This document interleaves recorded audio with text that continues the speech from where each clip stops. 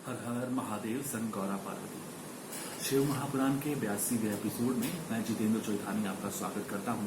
शुरू करते हैं आज का एपिसोड। इंद्र द्वारा काम का स्मरण, उसके साथ उनकी बातचीत तथा उनके कहने से काम का शिव को मोहने के लिए प्रस्थान। ब्रह्मा जी कहते हैं, नारद, देवताओं के चले जाने पर दुरात्मा तारक दैत्य से पीड़ित हुए इंद्र ने कामदेव का स्मरण किया। कामदेव तत्काल वहां आ पहुंचे और इंद्र ने मित्रता का धर्म बतलाते हुए काम से कहा, मित्र, काल वशात मुझ पर असाध्य दुख आ पड़ा है, उसे तुम्हारे बिना कोई भी दूर नहीं कर सकता। दाता की परीक्षा दुर्भिक्ष में, शूरवीर की परीक्षा रणभूमि में, मित्र की परीक्षा आपत्ति काल में तथा स्त्रियों के कुल की परीक्षा पति के असमर्थ हो जाने पर होती है। तात संकट पड़ने पर विनय की परीक्षा होती है और परोक्ष में सत्य एवं उत्तम स्नेह की, अन्यथा नहीं। यह मैंने सच्ची बात कही है। मित्रवर, इस समय मुझ पर जो विपत्ति आई है उसका निवारण दूसरे किसी से नहीं हो सकता, अतः आज तुम्हारी परीक्षा हो जाएगी। यह कार्य केवल मेरा ही है और मुझे ही सुख देने वाला है, ऐसी बात नहीं, अपितु यह समस्त देवता आदि का कार्य है, इसमें संशय नहीं है। इंद्र की यह बात सुनकर कामदेव मुस्कुराया और प्रेम पूर्वक गंभीर वाणी में बोला। काम ने कहा, देवराज, आप ऐसी बात क्यों कहते हैं? मैं आपको उत्तर नहीं दे रहा हूं, आवश्यक निवेदन मात्र कर रहा हूं। लोक में कौन उपकारी मित्र है और कौन बनावटी, यह सब देखने की वस्तु है, कहने की नहीं। जो संकट के समय बहुत बातें करता है वह काम क्या करेगा। तथापि महाराज प्रभु, मैं कुछ कहता हूं, उसे सुनिए। मित्र, जो आपके इंद्रपद को छीनने के लिए दारुण तपस्या कर रहा है, आपके उस शत्रु को मैं सर्वथा तपस्या से भ्रष्ट कर दूंगा।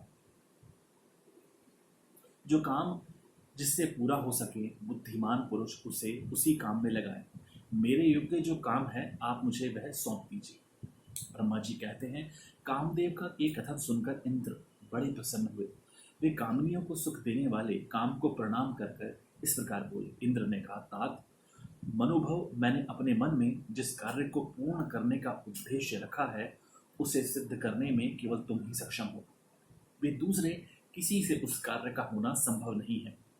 मित्रवर, मनोभव काम जिसके लिए आज तुम्हारे सहयोग की अपेक्षा हुई है उसे ठीक ठीक बता रहा हूं, सुनो।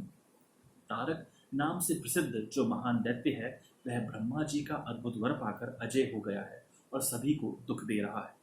वह सारे संसार को पीड़ा दे रहा है। उसके द्वारा बारंबार धर्म का नाश हुआ है। उससे सब देवता और समस्त ऋषि दुखी हुए। संपूर्ण देवताओं ने पहले उसके साथ अपनी पूरी शक्ति लगाकर युद्ध किया था, परंतु उसके ऊपर सबके अस्त्र शस्त्र निष्फल हो गए। जल के स्वामी वरुण का पाश टूट गया। श्री हरि का सुदर्शन चक्र भी वहां सफल नहीं हुआ। श्री विष्णु ने उसके कंठ पर चक्र चलाया, किंतु वह वहां कुंठित हो गया। ब्रह्मा जी ने महायोगेश्वर भगवान शंभु के वीर्य से उत्पन्न हुए बालक के हाथ से इस दुरात्मा दैत्य की मृत्यु बताई। यह कार्य तुम्हें अच्छी तरह और प्रयत्न पूर्वक करना है मित्रवर। उसके हो जाने से हम देवताओं को बड़ा सुख मिलेगा। भगवान शंभु गिरिराज हिमालय पर उत्तम तपस्या में लगे हैं। वे हमारे भी प्रभु हैं, कामना के वश में नहीं है, स्वतंत्र परमेश्वर है। मैंने सुना है कि गिरिराज नंदिनी पार्वती पिता की आज्ञा पाकर अपनी दो सखियों के साथ उनके समीप रहकर उनकी सेवा में रहती हैं। उनका यह प्रयत्न महादेव जी को पति रूप में प्राप्त करने के लिए ही है, परंतु भगवान शिव अपने मन को संयम नियम से वश में रखते हैं।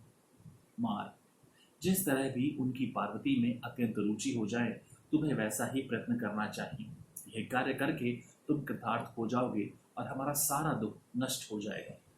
इतना ही नहीं, लोक में तुम्हारा स्थायी प्रताप फैल जाएगा। ब्रह्मा जी कहते हैं, नारद, इंद्र के ऐसा कहने पर कामदेव का मुखारविंद प्रसन्नता से खिल उठा। उसने देवराज से प्रेम पूर्वक कहा, मैं इस कार्य को करूंगा, इसमें संशय नहीं है। ऐसा कहकर शिव की माया से मोहित हुए काम ने उस कार्य के लिए स्वीकृति दे दी और शीघ्र ही उसका भार ले लिया। वह अपनी पत्नी रति और वसंत को साथ ले बड़ी प्रसन्नता के साथ उस स्थान पर गया जहां साक्षात योगेश्वर शिव उत्तम तपस्या कर रहे थे। यहाँ पर यह अध्याय समाप्त होता है।